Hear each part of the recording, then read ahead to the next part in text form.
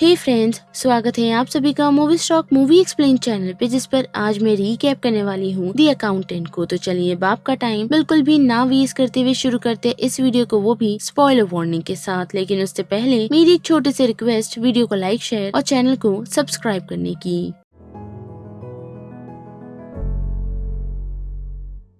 Film की शुरुआत हमें एक छोटे लड़के से दिखाई जाती है, जिससे उसके पेरेंट्स न्यूरोलॉजिकल के पास ले जाते हैं क्योंकि उनका बेटा अजीब अजीब सी हरकतें करता है। और वहाँ जाकर उन लोगों को पता चलता है कि उनका बेटा क्रिस्टियन एक ऑस्टिक है, यानी कि उसे ऐसी बीमारी है कि वो जल्द ही किसी से बातचीत नहीं करता, खास करके आई टू आई कॉन्टैक्ट। लेकिन इतना ही नहीं बल्कि उनके दिमाग काफी ही शार्प होते हैं, खास करके कैलकुलेशंस को लेकर, जिसे ट्रीटमेंट के लिए उसी सेंटर में रहना होगा। लेकिन क्रिस्टियन के फादर जो मिलिट्री है वो इस बात से डिसएग्री कर देते हैं और यही कहते हैं कि वो क्रिस्टियन को खुद हैंडल कर सकते हैं। और उसकी मॉम इसके लिए राजी नहीं होती, पर फिर भी उसके हस्बैंड के चलते वो कुछ कर नहीं पाती। साथ ही हम देख पाते हैं कि क्रिस का एक भाई ब्रैंडन भी है जो फिलहाल नॉर्मल है। और फिर कहानी बढ़ती है कुछ समय बाद, जहाँ हम देख पाते हैं कि क्रिस्टियन अब एक एडल्ट है, साथ ही वो एक अकाउंटेंट भी बन चुका है, जिसे बैंक्स, गवर्नमेंट और फाइनेंशियल रिपोर्ट की सारी इन्फॉर्मेशन है। और ऐसे ही इन्फॉर्मेशन की मदद से वो एक ओल्ड कपल के घर को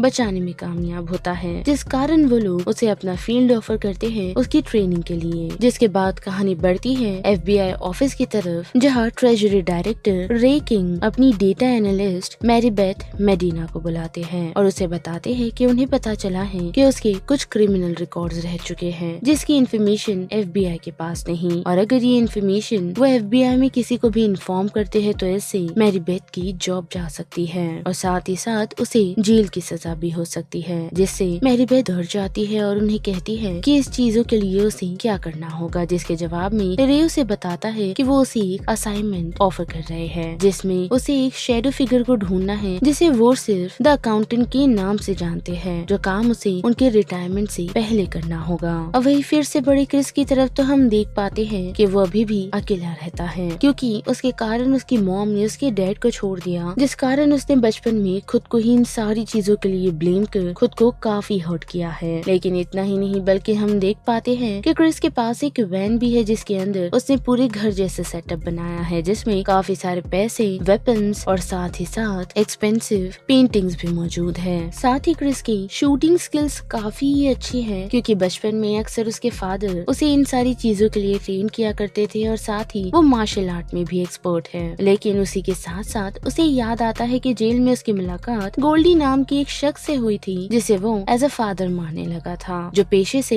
एक अकाउंटेंट ही थे, जिनके पास बड़ी बड़ी कंपनीज के लीगल और इलीगल अकाउंट्स की इंफॉर्मेशन थी, जिस कारण उन्हें सलाखों के पीछे डाल दिया गया। और वहाँ उन्होंने पुलिस वालों की हेल्प की उन सभी कंपनीज की इंफॉर्मेशन शेयर करते हुए, जिस कारण पुलिस वालों ने एक गैंग का पीछा लगभग 6 महीनों तक किया, जिसे वो लोग सलाखों के पीछे डालने में कामयाब हुए। और प्रेजेंट में हम देख पाते हैं कि क्रिस लामर नाम के एक शख्स का आर्टिकल पढ़ रहा है और हम देख पाते हैं कि वो शख्स लिविंग रोबोटिक कंपनी का CEO है, जो इंसानों के लिए रोबोटिक हाथ और ऐसी और भी चीजें बनाती रहती है। साथ ही कंपनी का फिलहाल का मोटिव शेयर मार्केट में उतरना है, जिसके लिए उन्हें एक अच्छे अकाउंटेंट की जरूरत है। और उसी कारण क्रिस कंपनी में इंटरव्यू देने के लिए पहुंचता है, जहां उसकी मुलाकात कंपनी के ओनर से नहीं बल्कि उसकी सिस्टर रीटा से होती है और उनकी कंपनी का CFO भी। साथ ही हम देख पाते हैं कि रीटा क्रिस को बताती है कि उनकी कंपनी में 200 करोड़ का घोटाला नजर आ रहा है, जिस कारण वो लोग कंपनी को शेयर मार्केट में उतार नहीं पा रहे। जो बात सुन क्रिस उन लोगों से यही कहता है कि वो एक हफ्ते में ये सारी चीजें क्लियर कर देगा, जो सुनकर रीटा इम्प्रेस हो जाती है और उसे हाँ कह देती है। लेकिन हम देख पाते हैं कि CFO को ये बात पसंद नहीं आती और वो उसे ऐसा करने से मना करती है, जिस कारण रीटा को CFO पर शक होने लगता है और वो ये काम क्रिस को थमा देती है। अब वही दूसरी तरफ हम देख पाते हैं कि मेडिना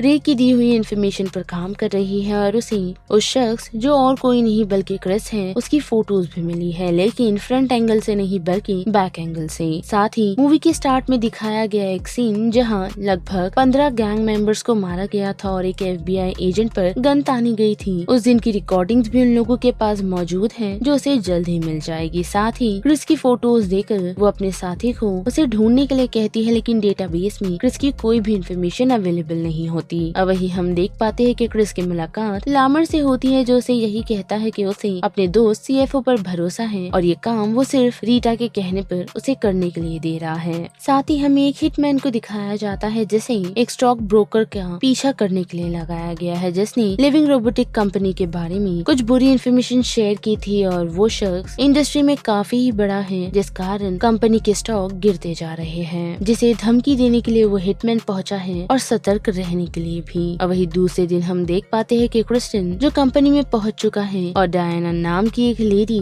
उसके साथ अपॉइंट की गई है, जिसने 15 सालों की कंपनी के फाइनेंशियल रिकॉर्ड एक ही रात में रेडी कर उसके लिए अवेलेबल रखे हैं। साथ ही दूसरी तरफ हम देख पाते हैं कि रे जल्द ही रिटायर होने वाला है और वो मीडिया के साथ अपना सीक्रेट शेयर करता है कि वो एक छोटी पोजीशन से इतनी बड़ी पोजीशन तक सिर्फ अपने टीम के कारण पहुंच पाया है। जिसके साथ साथ मेडिना को ये इन्फॉर्मेशन मिली है कि रिकॉर्डिंग के साथ साथ जो ऑडियो उन लोगों के पास मौजूद था उसे क्लियर कर वो लोग जल्द ही मेडिना को भेज देंगे। साथ ही हम देख पाते हैं कि क्रिस ने एक ही रात में उन 15 इयर्स की कंपनी के फाइनेंशियल रिकॉर्ड को समझ लिया है। साथ ही मेडिना भी दी हुई रिकॉर्डिंग्स को सुन रही है, जिसमें उसे एक लुलाबाई सुनाई देती है, जो सुनकर वो थोड़ी हैरान है, लेकिन उससे ये जरूर समझ आया है कि जो भी शख्स के बारे में वो पता लगा रही है वो दिमागी हाल से थोड़ा बीमार है। साथ ही हम देख पाते हैं कि रीटा को ये इन्फॉर्मेशन मिल चुकी है कि क्रिस्टिन ने फाइनेंशियल रिकॉर्ड को एक ही रात में सॉल्व कर लिया है और उसे बताता है वो लगभग $61 मिलियन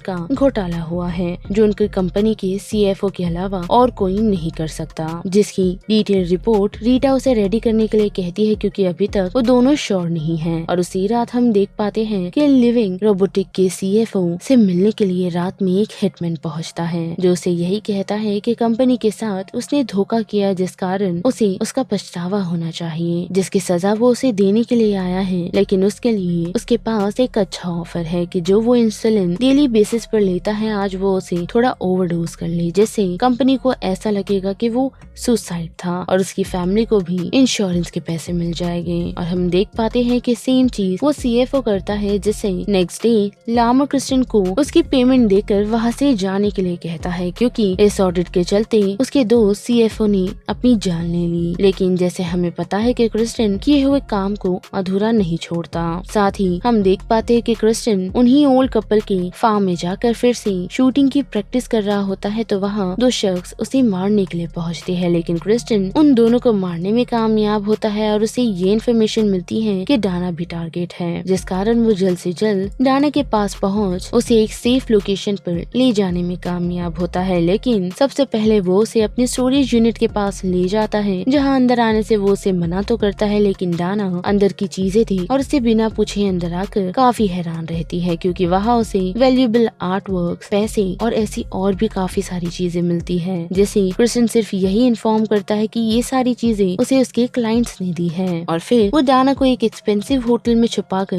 रीटा के पास बात करने के लिए पहुंचने का डिसीजन बनाता है, क्योंकि उसे पता चलता है कि लामर ही थीफ है और वो कंपनी के रिकॉर्ड्स में से पैसे वही चुरा रहा था, लेकिन वो रीटा से बात करे उससे पहले ही उसका मर्डर हो जाता है। साथ ही हम देख पाते हैं कि मेडिना क्रिस्टिन को ढूंढने के लिए उस जैसे सभी लोगों की इन्फॉर्मेशन निकालती है, खास करके जो ग्रेट मैथमेटिशियन है, जिसकी काफी सारी इन्फॉर्मेशन ढूंढने के बाद भी उसे क्रिस्टिन की इन्फॉर्मेशन नहीं मिलती। लेकिन फाइनली वो वुल्फ आइडेंटिटी तक पहुंचती है, जो कि एक अकाउंटेंट ऑफिस है और वो काफी चालाकी से मनी लॉन्ड्रिंग कर रहा है, क्योंकि वो अपने काफी सारे पैसे हॉस्पिटल में डोनेट कर देता है, जिस कारण उसे पकड़ने का कोई रास्ता ही नहीं। और ये सारी इन्फॉर्मेशन लेकर मेडिना सीधा किंग के पास पहुंचती है और उन्हें क्रिस्टिन की इन्फॉर्मेशन देती है, साथ ही उसके घर की इन्फॉर्मेशन भी। पर क्रिस्टिन के घर की छानबीन करते हुए वे सभी काफी हैरान रहते हैं, क्योंकि घर के हर तरफ कैमरास लगे हुए हैं और साथ ही घर के अंदर एक मशीन गन भी है। और जब सभी लोग वहाँ से चले जाते हैं तो हम देख पाते हैं कि किंग मेडिना से पूछते हैं कि उसने क्या क्राइम किया था, जिसके जवाब में वो बताती है कि उसकी बहन ड्रग ट्रैफिकिंग में फंस गई थी, जिस कारण एक शख्स उसका फायदा उठाने की कोशिश कर रहा था और उसी वजह से उसे मारने के चक्कर में वो जेल चली गई, जिसके चलते किंग भी उसे अपना एक सच बताते हैं कि FBI डिपार्टमेंट में जो लगभग 15 मेंबर्स को एक साथ मारा गया था वो उन्होंने नहीं बल्कि क्रिस्टियन ने किया था। और जो भी इंफॉर्मेशन उन्हें आज तक मिली है अपने केसेस को लेकर, वो और किसी ने नहीं बल्कि क्रिस्टियन ने ही उन्हें दी है। और रिटायरमेंट के पहले वो ये जानना चाहते थे कि एक्चुअल में वो शख्स कौन है, क्योंकि उसी शख्स ने उन्हें जिंदा भी छोड़ दिया। वो भी तब जब उन्होंने उस अकाउंटेंट की इंफॉर्मेशन लेकर काफी सारे गैंग मेंबर्स को सलाखों के पीछे डाला था, तो जेल से निकलते ही उस अकाउंटेंट को खत्म कर दिया गया, जिससे जुड़ा क्रिस्टियन भी था। और इसी कारण क्रिस्टियन ने उन सभी मेंबर्स की इंफॉर्मेशन निकाली और उन्हें एक साथ खत्म कर दिया। जो सेम चीज वो भी करना चाहते थे, क्योंकि सारी इंफॉर्मेशन उन्होंने ही उस अकाउंटेंट से निकाली थी, जिसका पछतावा उन्हें आज तक है। और उसे भी पता चल गया था कि किंग गोल्डी का बदला लेने के लिए पहुंचा था। लेकिन मेडिना इस बात से हैरान है कि इतना चालाक इंसान जेल कैसे पहुंचा, जिसके जवाब में किंग उसे बताते हैं कि अपनी मॉम के लास्ट राइट्स पर जब वो पहुंचा था, तो उसके हस्बैंड यानी कि उसके न्यू हस्बैंड ने उन लोगों को वहां जाने की इजाजत नहीं दी। और हाथापाई के कारण क्रिस्टियन के हाथों गन चल गई, जिससे उसकी फादर की मौत हो गई और इसी कारण उसे कुछ समय के लिए अरेस्ट कर लिया गया। साथ ही मेडिना ये जानना चाहती है कि उन्होंने उसे क्यों चुना, जिसके जवाब में वो उसे बताते हैं कि वो अपनी जगह मेडिना को देना चाहते हैं और आगे चलकर क्रिस और उसकी फ्रेंड इंफॉर्मेशन उसे ही पास आउट करेगी। और उस खाली घर में एक फोन बजता है, जैसे मेडिना आंसर करती है और क्रिस्टियन के पार्टनर उसे लिविंग रोबोटिक कंपनीज की कुछ टिप्स फॉरवर्ड करती है। वही दूसरी तरफ हम देख पाते हैं कि लामर ने अपने मेंशन पर हिटमैन्स को बुलाया हुआ है, वो भी अपनी सेफ्टी के लिए, जहां और कोई नहीं क्रिस्टियन पहुंचता है। जहां पहुंच उसका सामना हिटमैन्स के लोगों से होता है, जिन्हें वो काफी बहादुरी से खत्म करता है और चालाकी से।